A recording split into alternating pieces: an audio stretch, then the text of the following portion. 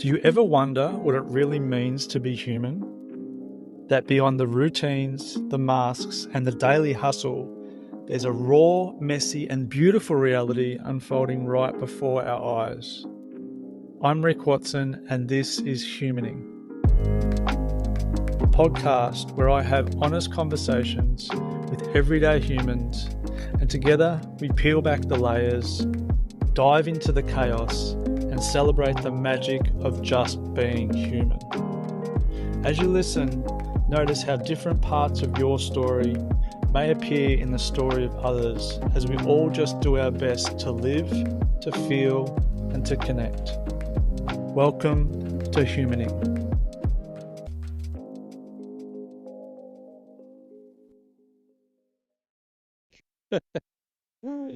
John Williams, welcome to the podcast. Rick Watson, thanks for having me. It's nice to be here. It's very formal, isn't it? I know it is. We've started out in a.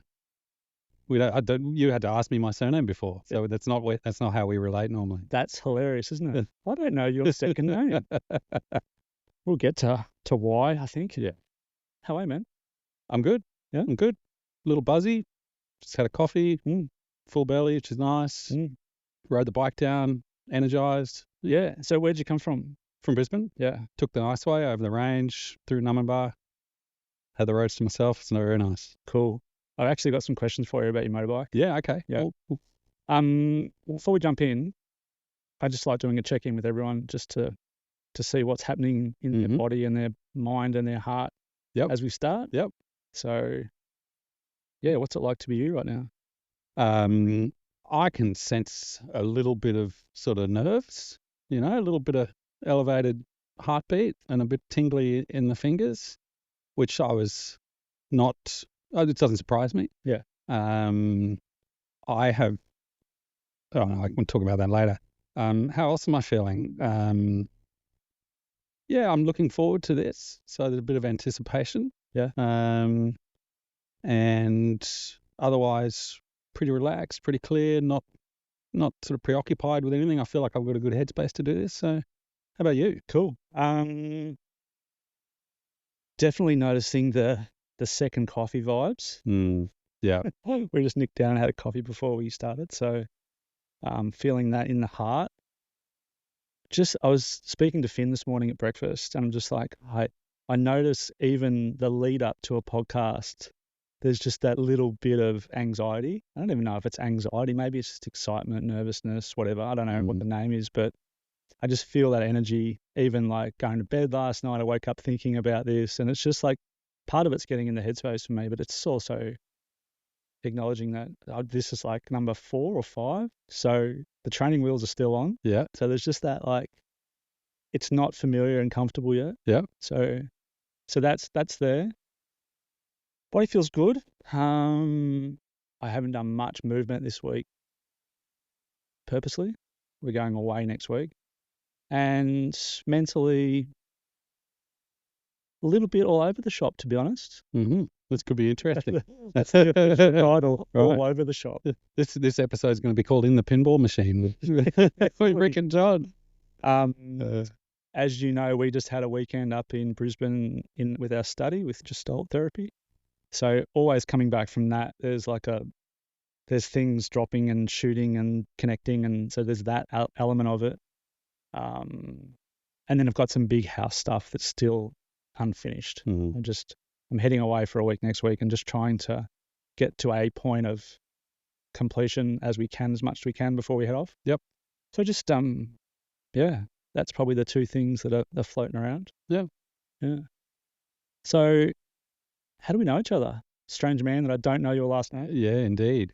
So, Rick, we met at, you just gave us a bit of a foreshadowing there. We met at Gestalt Therapy Brisbane, which is a lovely little training institute, higher education provider up in Brisbane, and we're both studying in the first year for the graduate certificate of Gestalt Therapy. And I'm sure we met the first weekend. Yeah. Yep. I remember our first interaction. Actually, or the first I remember the first one that I remember. Yeah. So yeah, that's our contact. What do you remember? We were, maybe it was the second weekend then. We had name tags. So the first couple of weekends. You're right for me to talk about that? Yeah, of course. Yeah. We had name tags, sticky labels, and I think they were prepared for us in the first weekend or the first day. The second day we had to write our own, and I was there writing mine, and we're in the library, in the little library there at GTB, and I heard this voice behind me, and you said, "Oh, would you mind writing mine? My name's Rick." And I was like, "Yeah, sure." So I wrote Rick, and I was aware of my what's the word? I don't think I have very nice handwriting. Some people have got beautiful artistic handwriting, and I feel like mine is scrawl. Better than mine.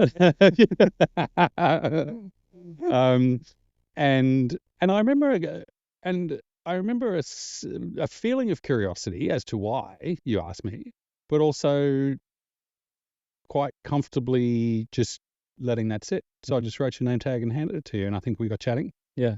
And I think in that conversation, you sort of, you opened up about why you had asked me to write your name tag.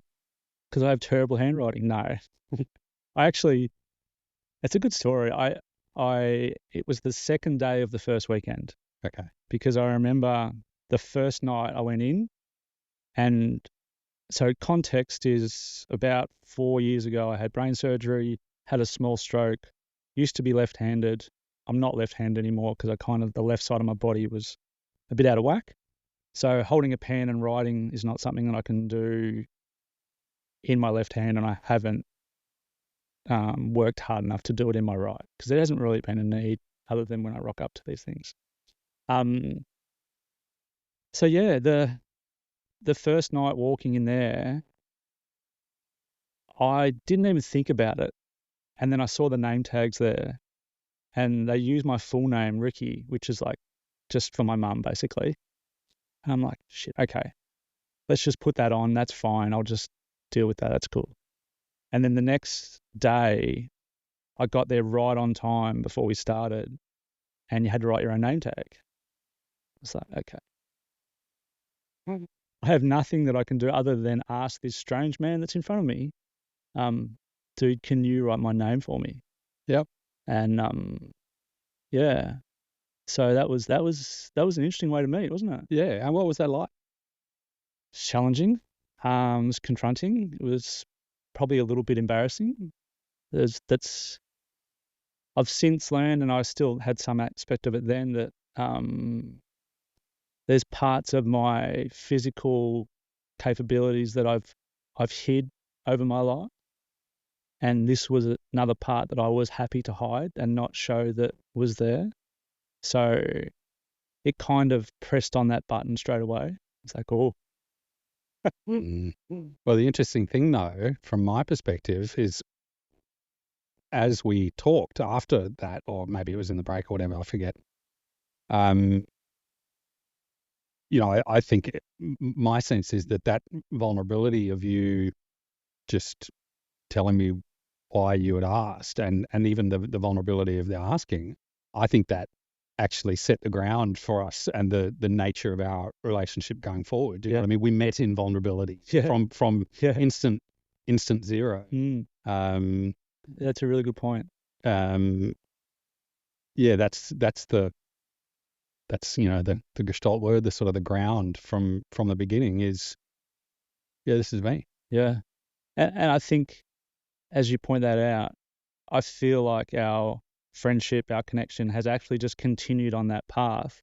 Obviously, we have our weekends together when we're up there studying, and just for context, part of the study is 3 days every month, essentially, intensive, experiential up in Brisbane.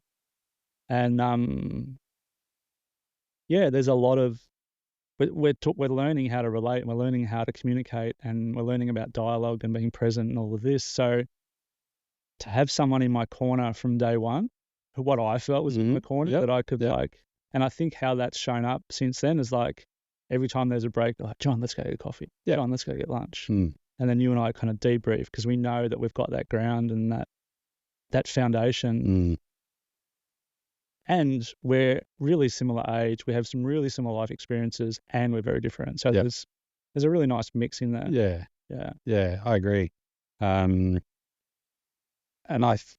one other thing that's really present for me in this friendship, relationship, call it whatever you like, is it feels to me really kind of fluid and kind of not effortless, but you know what I mean? Like I don't know. We just sort of started there, and when we're in, as you said, this context, which is all about relating and awareness, and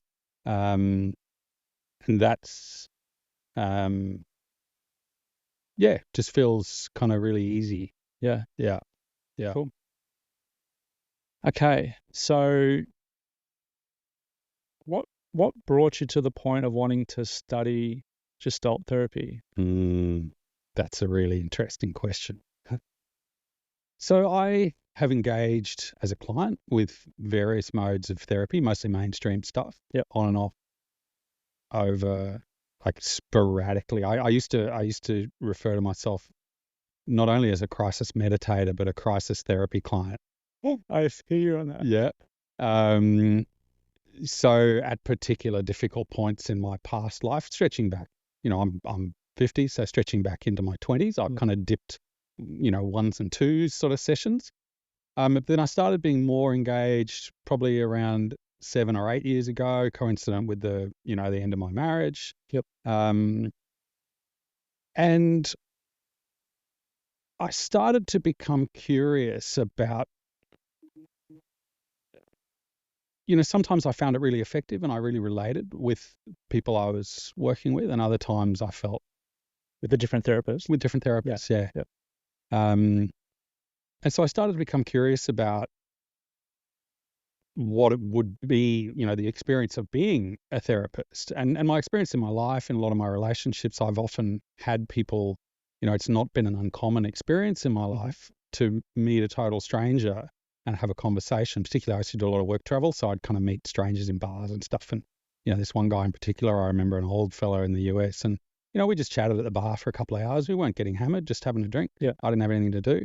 And he ended up telling me pretty much his life story, and it was fascinating. Second World War veteran. He'd lived in Silicon Valley from when it actually was full of orchards and fields. It was a tech hub, right? And he said, I've never told anyone half that stuff that I've just told you. And so I came to realize that I had I'm curious. And so there was a sense of somehow people sometimes respond well to whatever my vibe is. Mm-hmm. So I thought, I wonder if that's the curiosity about the general concept started a long time ago. And also over that time, a growing dissatisfaction with the context and the nature of the professional work I was doing. And it got to the point where sort of towards the end of every year, sort of November, December, my Google search history would start filling up with study therapy, study counseling, and I'd start to do all the research and enrollment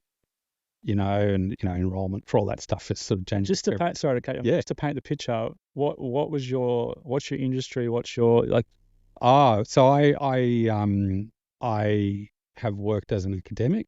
My technical background is in computer science and electronics. I've had a rich kind of academic and commercial career in that space. Yep. Very different to therapy. Right. Very different. And my childhood, my dad was a motor mechanic, so I was fixing cars with him and building model airplanes and very engineering, practical sort of, analytical sort of context, right, background. So yeah. And the search engine started. And then yeah, right. But then what would happen is that every January, February, I would talk myself out of it. And for a variety of reasons. What was some of those conversations like in your head? There was stuff like, this will be just another thing that you start and don't finish. That old chestnut. Yeah, that old chestnut. It'll be, you're interested in this now, but it's just grass is greener stuff. And as soon as any sort of challenges and obstacles come up, that you'll, that I will, back away from them, as, I'm doing air quotes here, as I always do. Yep. Lots of pretty and sort of, then I could all sorts of rational sort of financial, commercial sort of stuff as well. Looking at taking anywhere between 2 to 4 years to study to qualify for a profession where I'd be paid a third of what I was currently earning. So a little bit of that sort of, and this ties into the unhappiness at work, right? It's like, I'm on a good wicket here.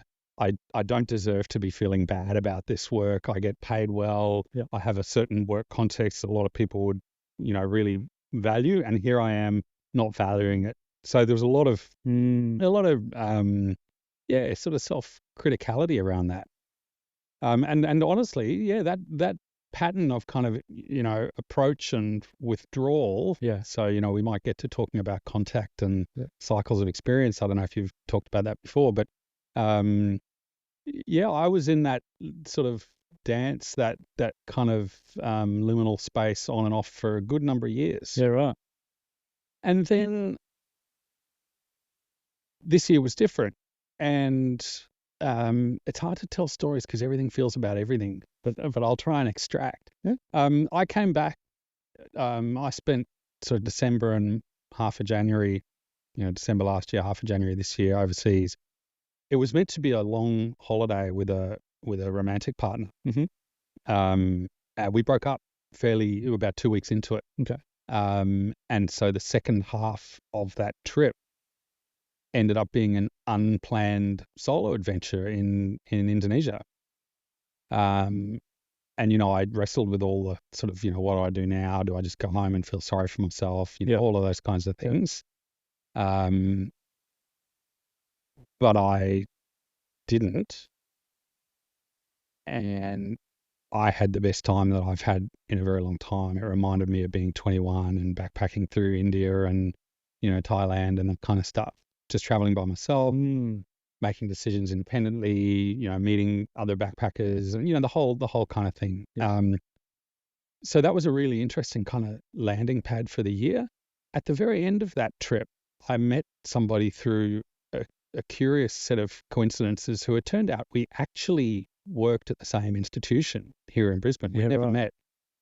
And we met fleetingly and exchanged numbers. It's like, oh, do you want to catch up for coffee when I get back to Brisbane? I'm like, yeah, cool, let's do it. And we did that and hit it off instantly. And she's got her own story to tell, a very interesting story, but she's got a long interest and history in sort of studying counseling and psychology and all that sort of stuff, but also a very a lot of richness to that. Anyway, so we started catching up regularly for coffee once a week, once every 2 weeks, and I'd talk to her about my interest in studying therapy.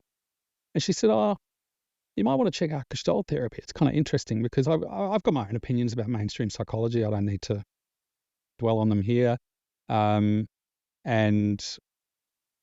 I did the tiniest bit of research into Gestalt Therapy, and then I found that, GTB, Gestalt Therapy Brisbane, so there was a school in Brisbane. Yep. And I kind of, the mode worked, right? I thought, I can do a weekend for a year, and if I want to, I can go on and do more. I can just do the year. Yeah. Can I go back a little bit? Yeah. I'm interested in what, in that little skim research part. Yeah. What grabbed you and went, oh yeah, this looks like something that I could dig into? Yes. As in what was sort of about Gestalt? Yeah. Right. I love the notion and the expectation that Gestalt therapists are themselves in therapy. Yep. I really also, like, honestly, it was a pretty light skim. It really was. Yeah. I liked that idea. There was something else. I'm just trying to bring it to mind. It was about, might have been something about not sort of privileging, or positioning the client as the expert of their experience. Mm-hmm. and not kind of privileging the therapist as this sort of authority figure who scrutinizes you, diagnoses you, and then directs you on interpreting part of it. and all of that sort of stuff. Because I'd spent a lot of time in that with like a clinical psychologist. Yeah. And, you know, some of that had helped me through some crisis, but it hadn't really stuck. Yeah. So yeah, there were just some really tantalizing things. There were some pragmatic things about it as well. Yeah. You know, I knew very strongly that I wanted to study in person. Yeah. I didn't want to study something interpersonal remotely. That didn't make sense to me. Yeah, fully. So yeah, a bunch of, I've still got the sheet of paper actually, you know, typical, you know, quite characteristic of me, you know, but I approached it, you know, what am I trying to get out of this? What are the values? What things are important to me? What are the options that are available? But in the end, I just kind of surrendered to it. And I thought, well, I'll give this a go. Yeah. And another crucial thing actually about becoming unstuck, because I had been, you know, stuckness was the flavor of my life for a good number of years. You know, I was stuck on moving forward with studying, stuck on moving forward or sideways professionally. Yeah. I was in regular contact with a therapist through an online platform, and I just committed to doing that. It was expensive, but because it was prepaid and it's use it or lose it, I was talking to her every week. Yep. Shout out to Claire. And that was the first time in my life I'd experienced regular therapy. Okay. Like every week. Yep. Showing up, even if I didn't, you know, so it was out of that sort of crisis mode. Yeah. Very interesting experience. But yeah, we were having a conversation about this, and what I came to realize was that it doesn't matter if this is not the perfect decision, because if I just take a path, if I keep standing still, the view's never going to change from where I am. If I don't go anywhere, everything's going to look the same. And of course, I'm going to remain stuck. Yep. And particularly if I've got some anxiety and fear about what might be around the corner or down this path or down that path. So it was that realization that even if this isn't my career path, even if I get into it and I discover that actually the idea of studying counseling is, you know, not appealing to me, I will be somewhere different. Yeah. At that moment of realization, and the view will be different from there. And so that, I think, internalizing that and being comfortable with the logistical, financial, practical context of it, and off the back of, as I said, you know, it's been a pretty experimental year. I came back from this experience with this mindset of, well, what happens if I don't do things the way I've always done them in the past? Yeah.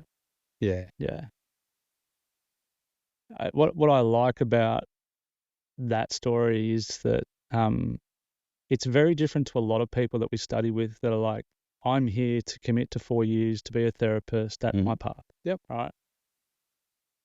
Yours is, I'm here to experience what this is and to see what emerges. Yeah. And that's about as gestalt as it gets. Isn't it? Isn't it? You know, and refer to as like I-thou relating, of just not having an agenda, not having an outcome to focus on. And I speak about this all the time on the podcast. Right.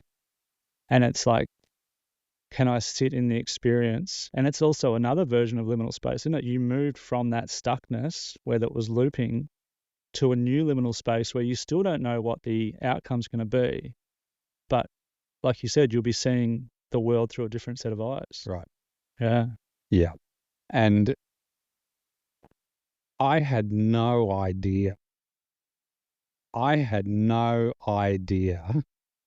about how this course would operate and be delivered. And it is so much better than I expected. Yeah, right. You know, my previous experience of study, I mean, I work at a higher education institution, big one, right? And all my previous studies in that sort of space, you know, lectures, tutorials, assessment, etc.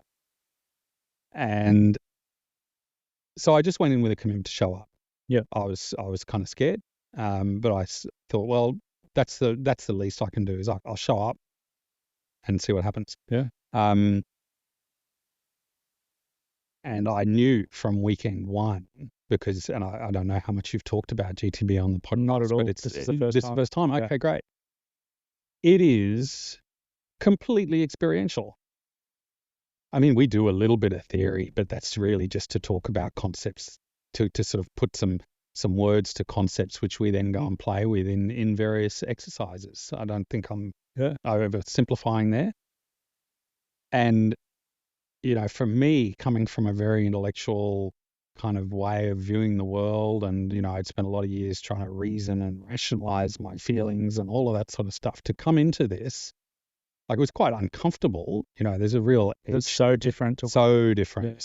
And, from day one, we are, I want to say, let's say we're invited to be, it's very personal.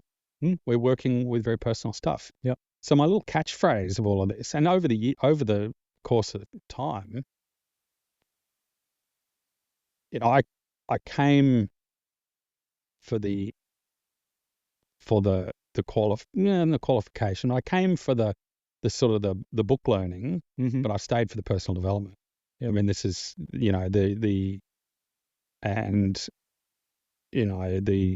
the way this course is structured is that really this first year, this is all about coming to understand ourselves, and, through the lenses of Gestalt therapy and all those associated concepts, coming to understand ourselves first. So there's a massive personal development that goes on. I think we've talked about this before. It's universal, and I know you've talked about yours. Mine's very clear to me. And I could probably count on two hands the number of times we've actually talked about the practice of doing therapy. Yeah. Right? It's not about that at all. It becomes that. Yeah, I think that's the second, third, and fourth years in the masters. Exactly. But I think that one of the beautiful things, and what I really love, and it was one of the things that pulled me to this program, was the fact that it is so experiential, and the fact that we're experiencing it on ourselves first. And in that, it's not just jump in some activities in the study. It's regular therapy. It's regular study groups where we're doing practical stuff. Yeah. It's in person, live, in a big group. Like, it doesn't get any more experiential other than being, like 24-hour immersion, Right. And what I've learned about myself, because I've done some higher study as well, not for a long time, but this is how I fuse information the best. It's like I love not pushing and striving to go, oh, do I know all this shit yet? And then having some faith. And I do, I'll be honest, I love jumping down rabbit holes. I love reading all about this. So I go probably above and beyond with that side of it, because I just really love it. Like, I really enjoy it. But I do it with an intention of, like, I don't need to know this stuff. I'm just experiencing it. I'm just letting it in and seeing what grows, basically. And that, for me, I think it takes away the pressure of reaching the outcome, because it gives me permission just to go, whatever pops up, and that is okay. And that means that I'm not, like, efforting the shit out of it and everything that comes with that. Yep. Yep, I hear you. My previous experience in education, from high school, university, like, I put a lot of pressure on myself to excel academically. And this time around, I've noticed that you're hilarious. You're like, I don't even care. I don't care. Mark, okay. I don't care. I want to pass. Yeah. Paper. Yeah. The GTB's registered with the relevant authorities. They've got to meet certain quality standards to issue grad certs and issue master's degrees, and they do that. Actually, this is going to start sounding like an ad for the place, but they do a great job of that. But no, I mean, I do the assessment and the theoretical pieces, and I can do that stuff. I'm an academic, research, literature, all that sort of stuff, but I allow myself to just do it good enough. Yeah. It's good enough. Yeah. But, when I'm there on the weekends, if I'm, equipped for it, and if I'm in the right headspace for it, which, usually I am, that's the commitment to myself that I made of staying open, Yeah. yeah. Because what if we're talking about your behavior, your patterns? Yeah. If staying open is the effort now, what would have been the opposite in the past for you in that situation? Yeah. Well, not necessarily the opposite, but just Yeah.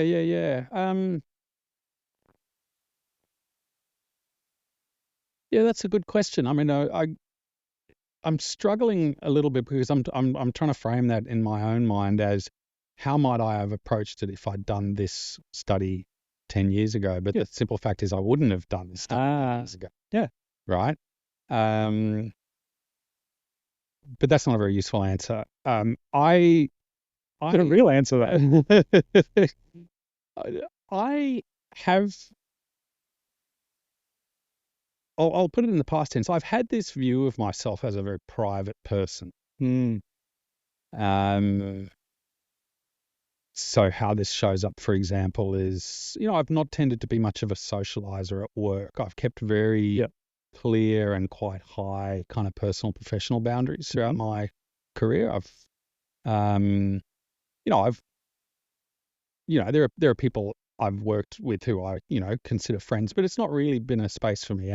And so I've kept a lot of my humanness, right? Or, so that private person in me might have cringed at the thought of revealing the kinds of things about himself that we do on the regular in GTB and now on podcasts. I was just thinking, I look at you now. Yeah. So, which doesn't mean I find it easy. No. But it's getting easier. Yeah. So that element, I think I find it less effortful. I mean, it also helps though, right? So as we go through this GTB stuff, we're also, as part of our study, we're engaging with a accredited Gestalt therapist, right? That's a compulsory element of our study, and so, I've chewed on some pretty core stuff in that process. And I noticed that this weekend, actually, just gone, because we had one 4 days ago.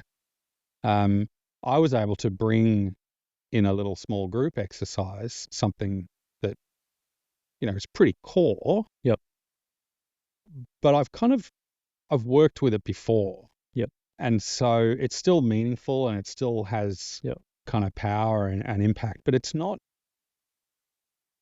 too raw. Yeah, it doesn't take you out of the No, that's right. And this stuff does get easier over time. That whole idea of being able to come back from your therapy and have maybe the awareness and the discovery of it and the bit of exploration and getting to know it, the awareness building, and then be able to come back to a group of essential strangers, but they're not so much now, and go, I can work with this with you and it won't floor me. Yeah. I can function the next day. I can do my things. Yeah. Because of that aspect of the therapy. I'm exactly the same. Yeah. Yeah. I find that part of this process really interesting. And I had a slightly different experience this weekend because I touched on, it was the same theme that I'd been working with in therapy, but the reason, I touched on a story that I hadn't told before. And not that I didn't know it, it's just that I didn't have an opportunity to tell it to anyone and no one asked. So I was working around these themes and it was like the themes were based on my behavior, not the story that I'd created about the behavior or why I was making the behavior to protect it, So this weekend for me, I actually got to verbalize the story and it was completely normal, harmless, growing up in a house scenario of how I got my needs met to feel loved and worthy in the household. Nothing like crazy, just a human in a house that was growing up, Yeah. But it dropped me, like it cut me open because I was like, fuck, that's it. That's the bit that I didn't quite join to. And you were doing that live in with your group, with yeah. a little small group. And when we go into these little exercises, I've got a couple of safe people. Yeah. You're one of my safe people. Yep. Like, and Mel, hey Mel, she's my other safe person. Yep. So if I know there's something juicy potentially going to bubble up, I'll be like, I'll just direct you two. Yeah. Yeah. But that's part of the feel. Right. Can I put myself in a environment where I feel safe and comfortable to expose my parts? Yeah, and look, honestly, I admire your willingness and ability to go there live. I feel like I'm more inclined to the bleeding edge. I think I prefer to do in therapy or increasingly on my own. Yeah. Actually, now I'm sort of getting to the point where some of this unaddressed stuff, I've now feel like I've got the tools to sort of work with it myself. So I don't tend to bring the bleeding edge. Yeah. But it's enough. It's enough for me. I kind of, everyone needs to choose where I view it as sort of exercising a bit of discernment. Yeah, fully. And that's probably a little part of 40-year-old John. Yeah. The one that, has boundaries with work. Exactly. Doesn't like exactly. Like all of that. Exactly. It's all right, dude. Yeah. Pull your jets. Right. Exactly. You can choose. Yeah. When you were talking before, you said something that reminded me of something quite insightful that one of our colleagues, one of our fellow students said over the weekend. He made the distinction, and it's in the context of talking about difficult stuff from the past. And he made this distinction between being re-immersed in the past and kind of feeling it and all of the whole thing, right? And, which little t, big T trauma, whatever that might be, right? He distinguished between talking about something and being in it versus talking about it through the here and now. And that really landed for me when he said that, because it came to me when you were talking just before, because I feel like with practice and with the development of, with therapy and all the various tools and skills that we've kind of developed, I feel like I'm certainly better at that. And I see it as growth in people around me that I study with. Yeah. It's a really good point and super interesting. I'm glad you brought it up. Yeah, okay. Because this is one of the things for me that really, why Gestalt spoke to me.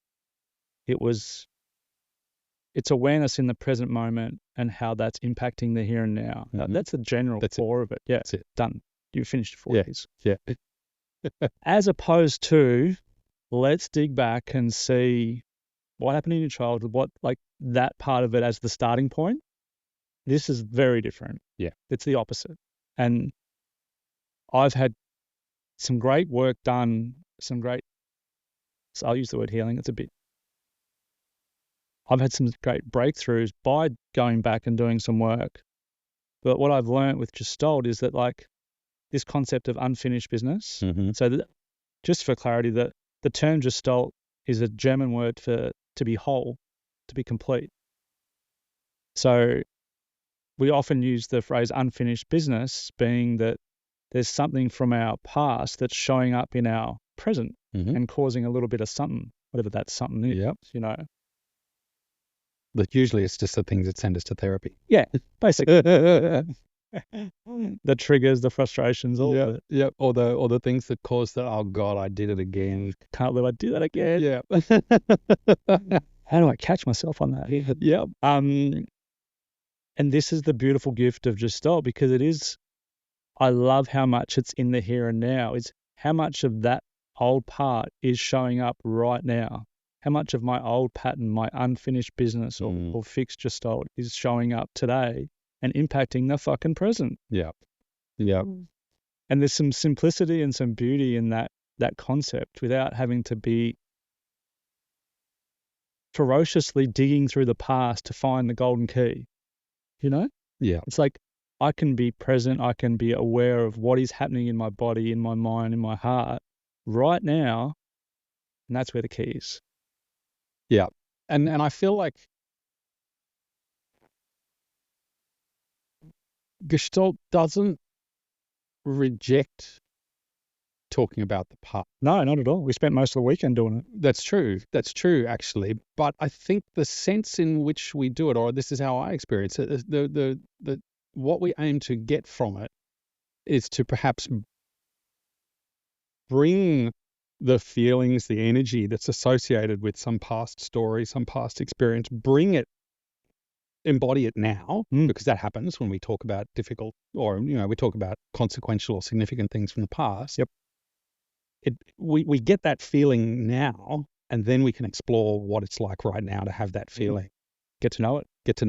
And what's it telling us.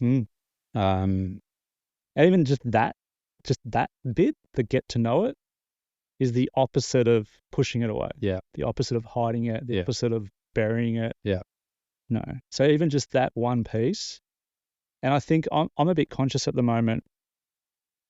We're talking about Gestalt therapy, and we're coming to the end of our first year. So we're looking through the lens of two humans that are exposed to this in a concentrated level, but for the last 9 months, not for the last 15 years. Yeah. This is our experience. Yeah. But, that's also Gestalt. It's like, this is my lived experience of this, Yeah. I just thought I'd chuck that in there. Yeah. Disclaimer. Don't quote us on anything. No. Indeed. I'm an enthusiastic amateur. Yeah. In pretty much everything I do. Yeah. We're talking about the here and now. Yeah. One of the ideas that I've maybe gleaned from that is that unless it potentially is showing up and impacting your present moment, maybe it's okay that it's not pulled out, not addressed, not resolved. Yeah. As a potential possibility. Yeah. I hear that.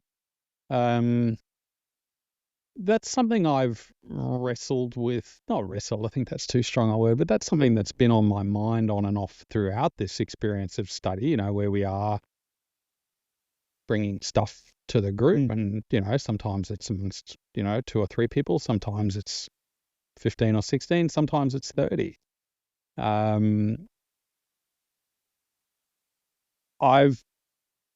I think when I started, I perceived a pressure, but I think it was just from me to kind of be, black, full spill. Yeah. And perhaps kind of mildly criticizing myself for holding back the edge just a little bit. That's completely gone now. Which part? Well, the self-criticism. Okay. It's like, I don't know, I'm comfortable with my level of sharing. And something you said to me, going into, brief sidebar, we do this thing called interactive group process, for an hour and a half, and it's, sitting in a group, 15, 16 people, and it's kind of free form, and someone is moved to speak. They talk, what's going on? And you said something to me before one of those sessions, how when you're noticing that you're not feeling like really throwing your hat into the ring, so to speak, what you do instead, and I'm paraphrasing here, is just sit back, but notice what's going on for you. Like what. So I really took that to heart. So I've sat there in this time and, choosing not to speak for any number of reasons. Sometimes I choose not to speak because I worry that I'll dominate. Like, I love this stuff, and I want to make sure I'm not. Am I too much? Am I too much? Right? Am I leaving space for other people to contribute? But other times I'm like, oh yeah, that's interesting. I just thought of something that would be really juicy to chew on right now, but no, I'm gonna sit with it. I think it's something, and I'm okay with that. Yeah. But it's the same thing. It's just sitting back and noticing what's going on for me right now. I'm choosing not to say something. Oh, what is it about that thing that I don't want to say? Am I worried about how it'll make me sound? Am I worried about how other people will feel hearing about that, like just Noticing what's in there. what's going on. It's really interesting because I think it's a microcosm for also how we are in the real world, because this, to me, and like one of my themes, my enduring relational theme, is around having a voice. So being in that setting and feeling like there's something to say, and like what I said to you on the weekend around, like, I'm actually in the process of just watching what's happening when I feel like I've got something to say, or if I feel like I don't have something to say. Is there a worthiness part of me that needs to speak to feel like I'm part of the group? And it's interesting for me to think about that in the context of the rest of my life. And what does having a voice represent to me in a social setting, or in our men's circle, or in our whatever, every part of life, in my family. And it's in those moments where we have the time and the space and the awareness to go, oh, no, I've actually got something I want to say. And it's not because I want anyone to think anything different on me. I've just got something I want to say. Self-expression. Yeah. Yeah. And as someone who has been a people pleaser or avoided conflict, and it's been my natural default to say less. So it's really interesting for me to play with this dance of, oh, what, it feels a bit edgy to say this in this group. Can I do it? Okay, let's do a version of it, or let's let's try it on. Let's do the experiment. And how did that feel? And that for me is just, it's building the relational muscle of awareness.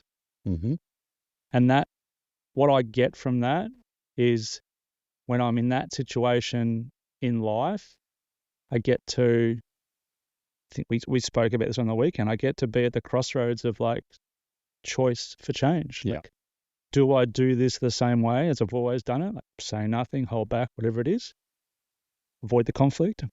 Or do I do it slightly differently? Do I speak my boundary? Do I communicate in a different way? Like, this is that important part that I got out of the weekend, was just that getting to that choice for change, the crossroad, deciding, going, oh, I normally do that. What about if I just do it that way? Yeah. And it doesn't have to be the complete opposite or the polar end or the polarity of it. It's just like, what if I just took one step in that direction and didn't just not speak, but, And you can't, absolutely, and I can't make choice when I don't have awareness. So if I'm not aware of habitual behavior, say being defensive, and maybe just kind of diving in and reacting, or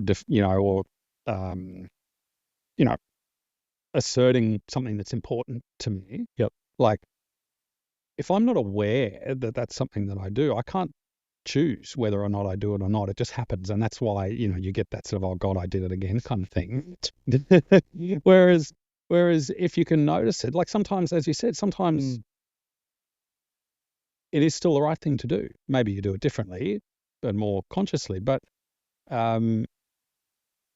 just noticing that, oh, gee, I'm really feeling like there's something I want to say here. Yeah. And then making the conscious choice to whether to act on it. Because sometimes it's not. There are contexts where there are reasons not to, and that's fine too. You can make that choice. But if you've habituated not saying it, you don't get a choice. You don't get a choice. Yeah.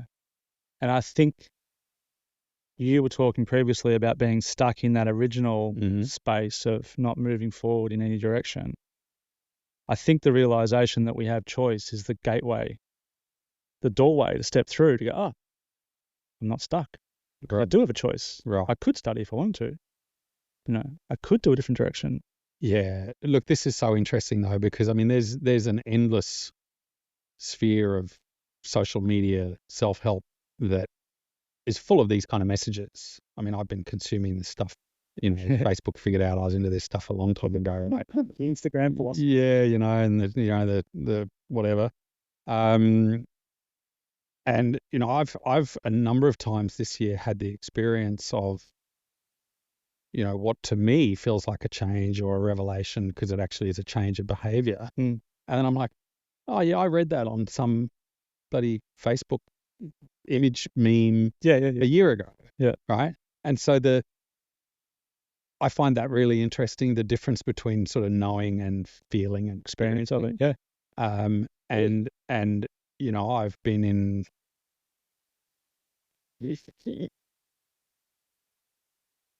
it, it wasn't anything that I didn't know that was holding me back. Yeah.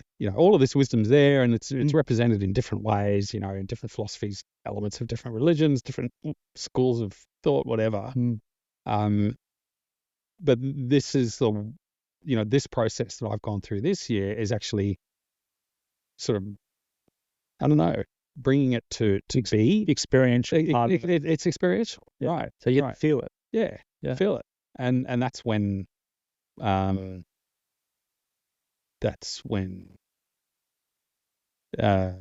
feel like that's what enables change or change behavior or choice of different behavior. Yep. Cool. I'm curious around. So we're down this path as far as we are down. How has this process this year impacted how you relate with other people? Yeah, that's a good question. Thanks. Positively. Cool. Yeah, very much positively. I view it's a bit of a destructive analogy, but let's talk about the blast radius of Gestalt in my life, right? The blast radius. This is fresh. So you and I met in this context.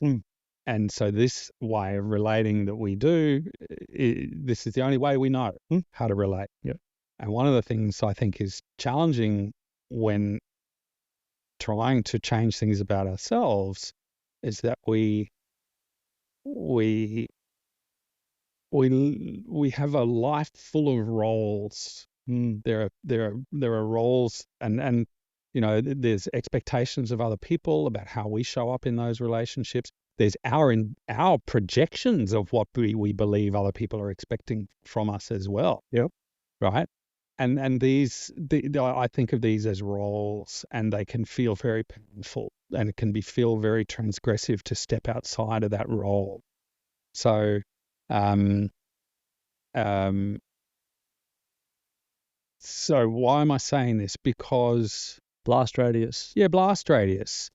So what I find is that, the awareness piece, so the bit that's just about me, that helps me tremendously in my life. Even if I'm, so if I'm interacting with my kids, right, and they're, whatever, like I'm much more able to just be aware that I'm getting frustrated, for example, if they're, being kids, just normal kid stuff.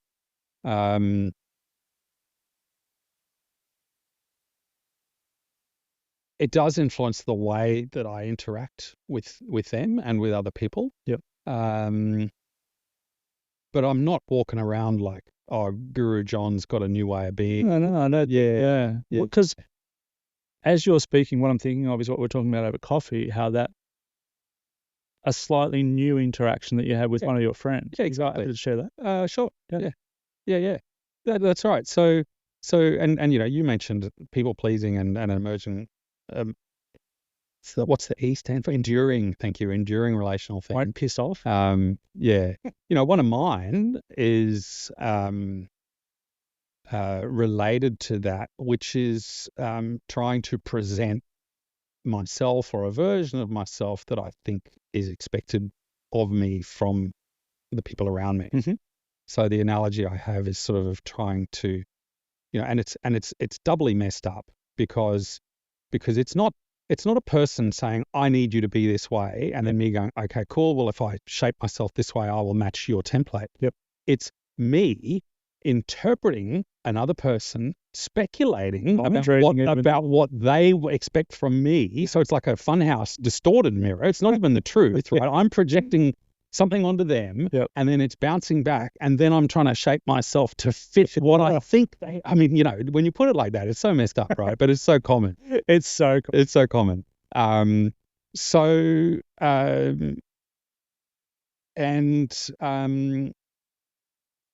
that, a really easy way that shows up is conflict avoidance. Yep. Right. And so yeah, I had an experience. I won't go into the details, but I had an experience with a long-term friend recently of something that had sort of been bothering me. Yeah. And I felt,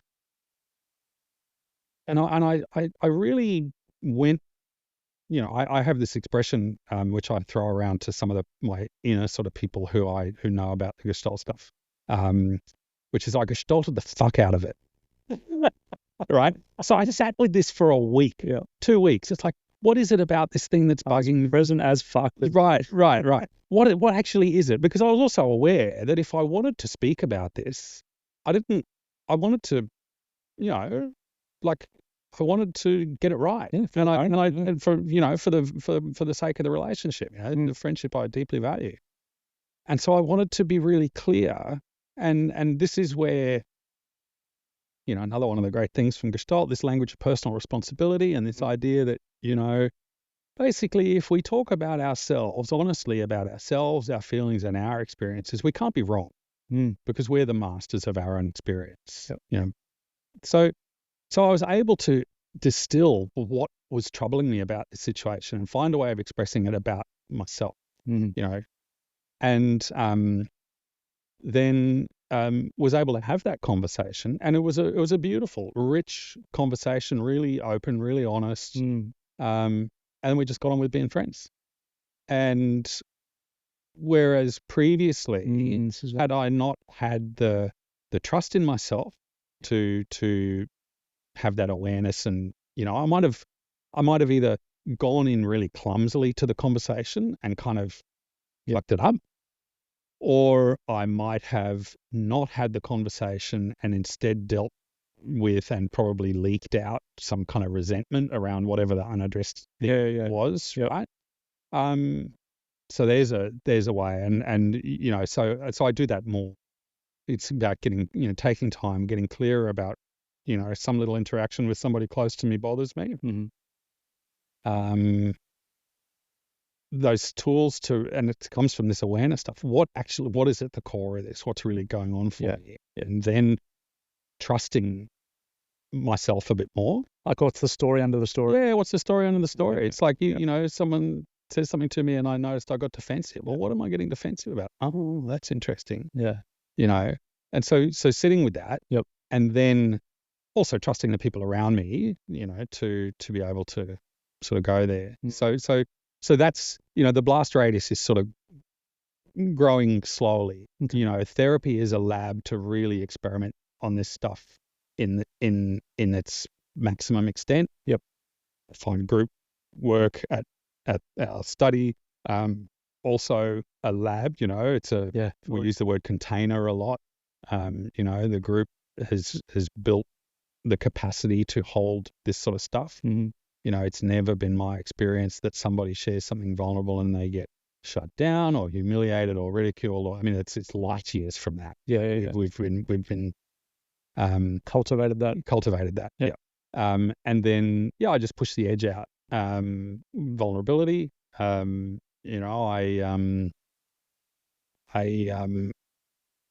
recently joined a new-ish sort of startup with some old collaborators, and they first approached me about that a couple of months back, and I just went in really transparently. I said, look, I love the idea. I haven't done this sort of stuff for a long time. It's been a long time since I've felt like I'm really productive and, in that zone, and a bit scared that I won't find that space, and and all of this sort of stuff. And I just showed up fully.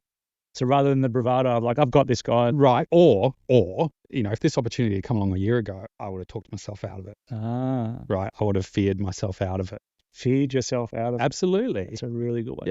Yeah.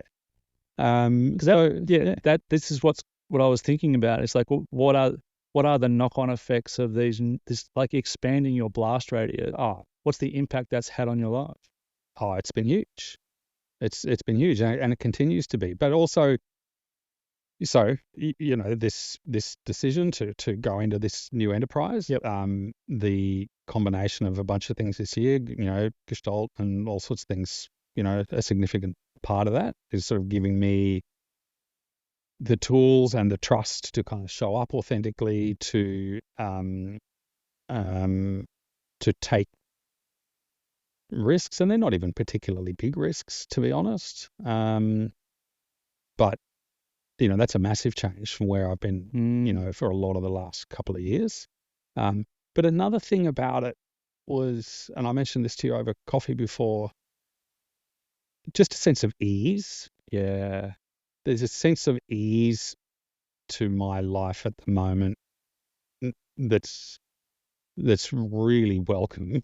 Yeah. Can we not hop over the importance of ease in life? Yeah. There's a sense of ease, even though I'm working harder than I have in years. That's interesting. Yeah. I'm pushing. But I'm curiosity driven. I'm not sort of anxiety driven. Yeah. So, I'm, air quotes, working harder in terms of, thinking harder, spending more time doing work stuff that I have in a long time. But there's still an ease about it. There's a sense of play about it. And so for example, Friday, our weekend sessions start at 6 on Friday nights. Yep. And I was working away on Friday, chewing on a really interesting, difficult problem. And I'm kind of looking at my watch, and it's like, yeah, it's 2 o'clock. I can keep going. It's 3 o'clock. I can keep going. It's 4 o'clock. And I could feel that tension between really wanting to keep digging progress and digging in versus also knowing that I couldn't down tools at 5:30, zoom into GTB, and all of a sudden be in this completely different headspace. So just that awareness. It's like, no, it's okay. This will be here on Monday. And is the ease part of that not beating yourself up because of that decision? Is there some ease in that? Oh yeah, definitely. Ease in terms of like that stuff I was talking about before. Like if something's bugging me in a close personal relationship, there's a sense of ease. It's like it's still not easy. Yeah. There's a difference between ease and easy. 100%. So it's still not easy. It's still work for me to kind of say the thing. Not familiar. It's not familiar. Yeah. It's not my habit. But doing that and kind of meeting in the right ways and bringing the skills that I've sort of worked on and try to practice allows that kind of ease. Yep. I'm more comfortable identifying and expressing stuff that's important to me. I'm better at distinguishing between stuff that's genuinely important to me and that deserves a bit of support to make happen versus, am I just reacting to this out of habit because it's just reminding me of something that I used to not like. So yeah. I don't know. I feel like I'm talking in abstracts, but yeah, I'm really noticing a sense of ease, and just acceptance that that's the step. I'm glad you said it. We can't do a podcast today, Rick, without talking about the paradoxical theory of change. Well, we can't. Well, we spent most of the weekend on it, so yeah. Because this is the other thing about Gestalt for me. I've done some other trainings around mental emotional coaching, 3 or 4 years of stuff to because I did a bit of a pivot in my career of being predominantly in that fitness industry and then some health stuff, a couple of years of recovery, and then pivoted essentially into mental emotional stuff. So I did a few years of other training with a guy called Gestalt Pierre over in the US. Really, really great stuff. And he probably was the first person that exposed me to a lot of Gestalty principles. And again, it was a lot of lived experience stuff. From that kind of coaching, mental emotional stuff, I developed this framework of acceptance, awareness, integration, and then return back to life kind of thing. That was kind of my rough steps for coaching. And so coming to Gestalt for different reasons other than the acceptance part, but just for the here and now, and then actually realizing that their theory of change was all around accepting who you are rather than trying to be someone you're not. Yeah. That just felt like fucking home. Right. So for me, that's been a big part of my journey, is I'm trying to be something for someone else. I'm trying to be something that I'm not. And then the last 4 or 5 years have been, in varying degrees, easing into very uncomfortably accepting the different parts of me that make up who I am. Mm-hmm. So to come to Gestalt this year and realize that their theory of change is 100% based It's at the around, core. yeah, Right. can we accept who we are? Yeah. And when we do, when we welcome it, when we understand, and for me, there's a lot in this, but can we have awareness of who we are? Then your perception of life changes. The external changes. And the possibility for change arises. Yeah. But it's not the opposite. It's not that I've got to do that thing over there to be different or to fix myself. It's not that. It's, can I fucking love on myself? Can I appreciate the creative adaptations that I made as a child and how fucking good I was to get what I needed? Mm-hmm. Can I love that part instead of hating it? Yeah. You know, that's been big work for me. It's like not bastardizing the part of me that had some shitty patterns. Yeah. So all of this is super interesting for me around that theory of change, of acceptance, and then where do we go from there, kind of thing. Yeah. And that's been the core of my work in my therapy around my stuff. Mm-hmm. But then it's coming back to that lived experience thing. It's like, oh, this is like my felt experience of what acceptance feels like. And I can see the other side of that, of the things that I was previously searching for actually just popping up in my field without searching for them. Yeah. You know? Yeah. And that's the epitome of this change theory. Yeah. Yeah. Yeah. And in that awareness and acceptance, and those things may have been there all along, but perhaps you didn't see them, or perhaps there were reasons why not ready. We weren't ready. Like I was saying about this opportunity, you know, in this professional opportunity, you know, it's the metaphor. I just something's just popped up and I want to jump on it quickly. Hold that metaphor. Okay. Yeah. A big part of this for me, and it just links back to how we started this conversation, so that's why I wanted to just cut in. The acceptance of the limitations of my body, which started with having epilepsy as a kid and then has moved into other areas of the limitations of my function, is probably the biggest piece that I've realized that I've tried to hide through my entire life in various capacities. So it's kind of poetic that was A, how we met, and B, how we started this podcast. Yes, I was just thinking the same. Around that theme of, I can accept these parts and I can ask this bloke that I've never met in front of me if he can write me a name tag, because I'm not ashamed of that part of me. You will still be accepted despite these things. And the evidence is showing me that is true. So I just wanted to close that loop in full gestalts. Yeah, no, that's a nice loop. Yeah. Yeah. And that's big work, you know, like it's been some big stuff in therapy around, you know, younger parts of me just wanting to like push that shit, especially the epilepsy stuff, like really push that away. Really, like, and that split me as a human. Like I had this part that I just wasn't willing to let anyone know about as much as I could. And the other side of that was I've got to overachieve to prove everyone that I am fine, you know? Yeah. And that's a dance that I didn't even know I was doing. You know? It's wild shit.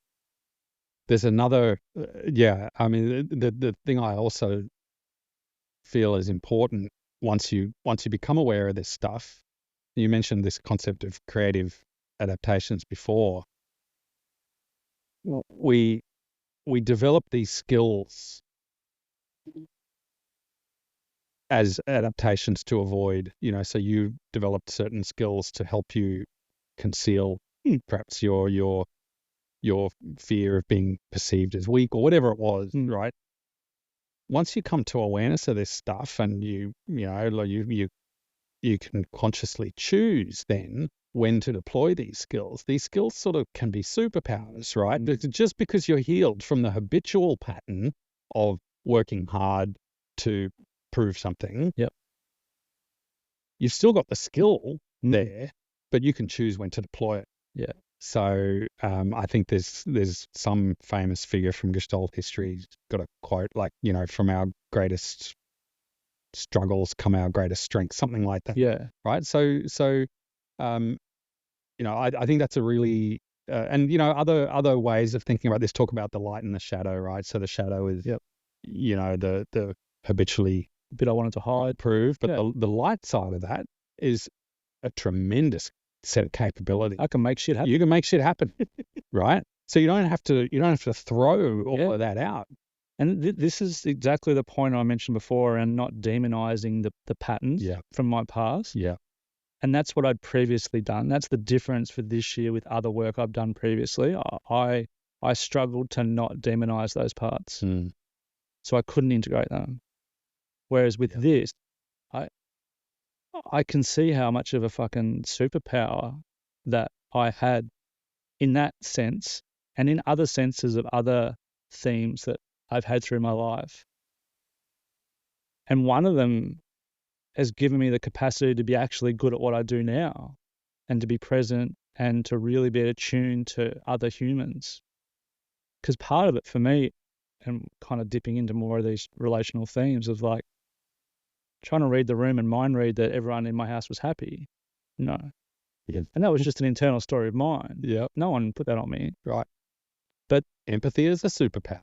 Yeah.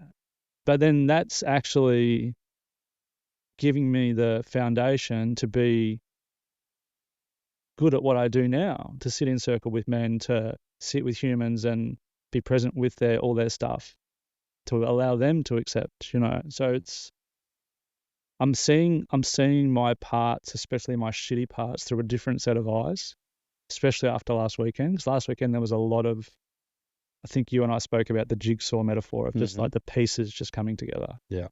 And coming back to some of your words is like, my experience is there's now some ease, there's now some peace, and there's less critic around, are you doing that fucking thing again? Yeah. It's less of that. Right. It's more like, oh, that's interesting. I'm doing that thing again. Yeah. Wonder what's going on there. Yeah. Nice. So and I think to loop it back to the start again, it's this is the benefit of doing the work on ourselves, to experience it from a lived experience, and then whatever we do from here is going to be great. Whether it's we don't do anything because we're going to have a different way of doing the rest of our life. Yep. Or if we can support others to do the same, then great. That feels meaningful to me. Yeah. But there's no lose scenario in this, No. And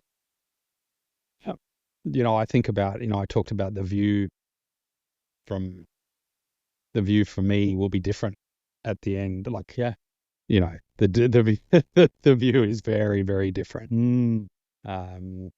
But also a sense of ease. We've got decisions to make. Do we want to go on and do the masters? And that historically might have been something that I would sort of fret over or kind of, effort over that decision. Now I'm just like, I don't know. And I'm okay with not knowing. And I trust that I'll make the right decision when the time comes. Yep. Yeah. I'm fucking in. You're in? Oh, yeah. Yeah. Yeah. Seen enough. Yeah. You know what I love, and this is back to that metaphor I parked before. One of the things I love about the Gestalt approach is it's non-pathologizing. Oh, there you go. Non-pathologizing. Not interpreting. Right. And so, we talk about creative adaptations and that metaphor we got early on about, someone who grows up in Siberia and they've got a thick fur coat and it's essential for them to live. But then if they then move to the desert and they keep wearing that coat, it will cause them to have a heat stroke. Yeah. Right. And so this idea of these adaptations that we develop as children or in difficult circumstances or whatever, they were creative. They served a purpose. They kept us safe. They helped us find a way of being and making sense of the world. And it's just that when our context changes, if we don't take that code off, that's when they become harmful. Yeah. So it allows you to look at these behaviors in yourself and also in other people and not go, oh, gee, that's really shitty. But wow, the creativity that you or that I, the human, employed to develop that way of making sense of my world, and that's about becoming aware of them. I think about some of my experiences in more mainstream therapy, and I kind of think of like you come along and you're like, there's this bit of me that I don't like. Yeah. So, let's fix that bit, right? So we'll, screwdriver, hammer, spanner, a bit of brain surgery or, a bit of CBT or whatever. It hasn't really worked for me. It's got me out of crisis situations before, but, it's, and paradoxically, Gestalt, when I was sort of first hearing about it, I thought, gee, this must be really slow. What do you mean? You don't sort of, you don't go in and you say, this is a take problem, your knife in and just some exercises. But, I had an experience in a Gestalt therapy session a couple of months ago where I, retold a memory that I'd been aware of for a long time. But but in that context and in the way we were kind of working with it, and for starters, I remembered for the first time as an adult a particular detail of that event that had not been available to me previously. That was like the missing piece in making sense of how that had affected me. And I mean that one session, I mean, it was powerful. It was really, it was really intense. But in that one session, something shifted. In a way that I wouldn't have thought possible. And what I'm hearing is that it wouldn't have shifted if it was pathologized or interpreted. Yeah. You had to feel it. Right. You had to let it emerge. Right. And because I could look back on that situation. It's to do with, a child and being upset, and I've been sent to my room after having a tantrum, and having to calm myself down, all that sort of stuff. And I mean, I could interpret all sorts of things about that, but it wasn't until I actually got in contact with what that felt like and what I took to believe about myself from that situation. So it's really subtle, the whole process. But I'm there's a trust there I'm developing and an experience that super effective. I'm a fan. Yeah, I think I've just realized the title for this podcast. I think it's going to be Finding Ease in Gestalt Therapy. Yeah, nice. Yeah. Nice. That's what's coming through. It's just that ease that it creates. Yeah.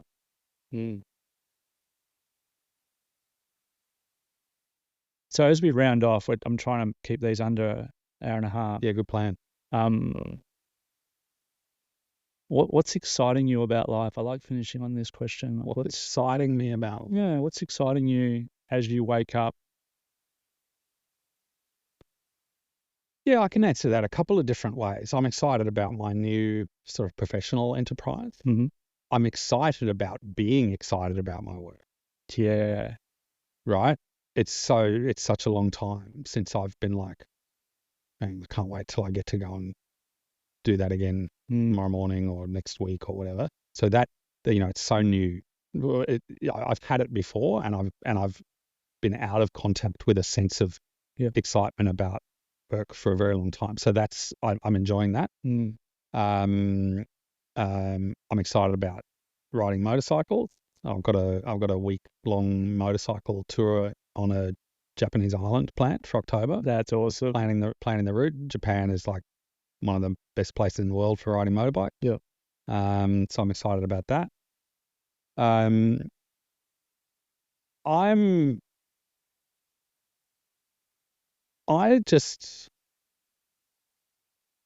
I'm excited about this kind of new way of experiencing myself and experiencing life. Yep. I'm just open to more stuff. I'm less, more curious, less afraid. Yep. And yeah, I'm just kind of curious and excited to see what comes from being this way rather than The old one. the old way. Yeah. Yeah. Yeah. Yeah. That's cool. I want to quickly. What are you excited about? Oh, before I jump into medic, Okay. one of the things I love about you is that you have a crack, right? And I think your motorbike riding is a great example of that. You have not been riding your motorbike for 10, 15, 20 years, have you? No, How long have you been riding your motorbike? I got my license in February. Right. So at 50, you're like, I'm going to ride a freaking motorbike. And you went and got your license. Yeah. Yeah. And I've done 10,000 kilometres since then, most of them in northern New South Wales. Yeah. Yeah. And I love it in ways and to an extent far beyond what kind of interested me in the first place. We could do a whole talk about that. Yeah. But yeah, I just wanted to give definitely voice because that is a part of you that inspires me of just like, just go after it. Just do the thing you want to do. Yeah. You know? Yeah. Yeah. So- And I still, I mean, I've invested, I got my license and I've done, post-licensing training. Like I don't have a death wish. I don't want to die on a motorbike. Yeah. And I want to be the best rider I can so I can enjoy it the most and not be scared. But I still feel it. Yeah. I jumped on the bike early this morning onto the freeway to head south from Brisbane and, I still feel it. Yeah. I still feel that vulnerability. But, I invest in my skills. I trust my skills. I try to know my limits and, feel the fear and do it anyway. I'm smiling because there may be some symbolic stuff popping up here. You were trying to wrap it up. Go on. You can edit this out. No, it's just that it's vulnerable. Yeah. I'm developing my skills. Yeah. I'm feeling the fear and doing it anyway. Yeah. We're talking about your motorbike riding, but we're also talking about your life. Yeah. Yeah. It's beautiful. Yeah. Yeah.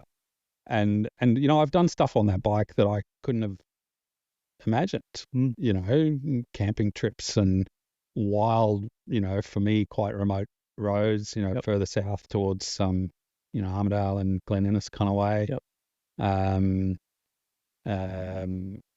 And yeah, so leaning into that has really opened up. And, motorbikes, so, I'm in a relationship with somebody, she rides. So that's a lot of, it's a lot of what we do. It's something we really have in common. Actually, we're doing this Japan trip together. Awesome. So yeah, leaning into that just opens up a whole bunch of possibility. Yeah. So I love it. Yeah, no, it is a nice metaphor. What am I excited about? Yeah. I'm excited about continuing to get to know these newer parts of me that are actually old parts of me. Feels like catching up with an old friend that, haven't seen for a long time. So I'm excited to get to know all the different versions of him. Mm-hmm. I'm excited that in my world now, it's predominantly based around dialogue. Yeah. So whether it's my coaching or circle or Gestalt or therapy and now the podcast. So I'm excited that I've realized what feels meaningful to me and directed my energy and efforts, and not even effort. It's not an effort. Yeah. It's the opposite of an effort. Yeah. It's just giving myself permission to do it and not the old me of pushing, striving, that younger guy that, needed to. I'm not doing all these things to prove that I'm broken or worthy. I'm doing all these things because they have meaning for me. And I'm excited about that realization, because that's very different to a lot of how my life's been based on my patterns. Yeah. And probably to put another bow in it, like I'm excited about the ease that brings. That theme of ease is really, that's what I felt like after the weekend, driving back from Brisbane, just going, oh, shit. This feels light. Yeah. Yeah. And just having those experiences and going, oh, that's not familiar, but I like it. I'm excited about that, you know. And it's nothing material, or it's nothing that I need to gain or fight for. It's just like, oh, just I noticed that I feel pretty light, at ease now. So yeah, and I think the part of that for me, the trap for me, is like watching my desire to attach to more of it, Mm-hmm. pull it in closer, Yeah. you know. So it's just holding that lightly and just realizing that I don't need to anymore. You know, I can just sit on a couch and throw a few mics on and see what pops up. Yep. You know, Yeah. and I can accept that this is who I am. And yeah, I'm pretty excited about that. It's huge. That's a fucking wrap, I reckon. Nice. Thanks, Rick. That was awesome. Yeah, thank you for making time. And I never have an expectation, but my expectations were exceeded, if that makes sense. Oh, okay. I know what our conversations are like. A number of times since you mentioned the podcast, we've had conversations, and afterwards, one or other of us has said we should have just recorded that one. Yeah.